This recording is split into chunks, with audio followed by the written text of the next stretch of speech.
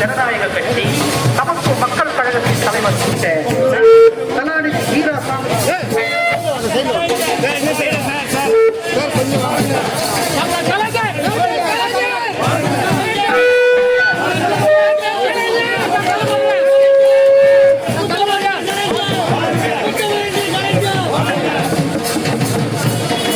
மேலும் வீடியோக்களை காண நவ் இந்தியா டைம்ஸ் யூடியூப் சேனலை சப்ஸ்கிரைப் பண்ணுங்க. பக்கத்துல இருக்க பெல் பட்டனை மறக்காம கிளிக் பண்ணுங்க.